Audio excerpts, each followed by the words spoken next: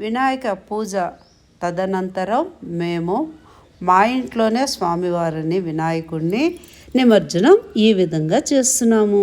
ఒక టబ్బు నిండా నీళ్లు తీసుకొని పసుపు కుంకుమ కొంచెం వేసి అందులో పువ్వులు అవి వేసి వినాయకుడు పూజ ఏం చేసామో ఆ ప్రతిమల్ని నీళ్ళల్లో పెట్టి నిమజ్జనానికి సిద్ధంగా చేశాము. ఈ నీళ్ళని మన ఇళ్లల్లో ఉండే చెట్లల్లో వాటిల్లో వేసుకున్నామంటే చాలా మంచిది.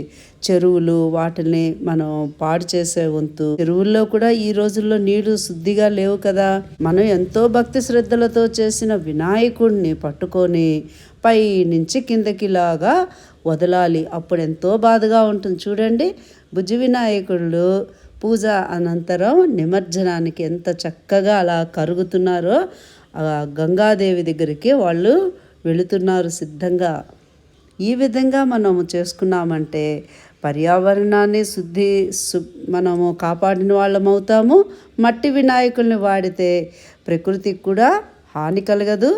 ఇలాగ మనము టబ్బులోనూ పెట్టుకొని నీళ్లు పోసి చేసామంటే మనకి ఎంతో తృప్తిగా ఉంటుంది. ఎందుకంటే ఎంతో భక్తి శ్రద్ధలతో చేసుకుంటాం కదా పూజ. ఒక వినాయకుడు నిమజ్జనం అయిపోయింది. ఓం గం గణపతే నమః. ఈ రెండో వినాయకుడు సిద్ధమవుతున్నాడు. చూసారా? ఇప్పుడు ఇలాగా నిమజ్జనమైన వినాయకుడిని మనం మన చెట్లల్లో వేసుకుంటాం.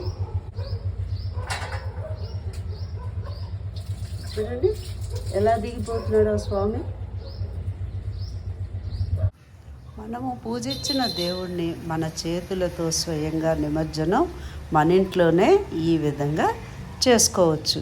ఆయన మెల్లిమెల్లిగా కరుగుతూ మన చూస్తున్నారు. చూడండి ఎలాగా అలా అవుతూ ఉంటే మనము కంటితో చూస్తూ ఆనందపడుతున్నాం కదా.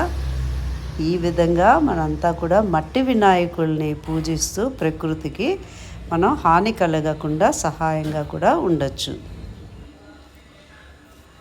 जय बोलो गणेश महाराज की जय। जय बोलो गणेश महाराज की जय। जय बोलो गणेश महाराज की जय। जय गणेश महाराज की जय। मामी వినాయకుడి నిమజ్జనం జరుగుతుంది. బాగా కలిపి వేయాలి. అలాగా స్వామివారి నిమజ్జనంలో మన ఇంట్లో చెట్లలో వేయడం. జై బోలో గణేష్ మహారాజుకి జై. మొత్తం వేసేయడమే.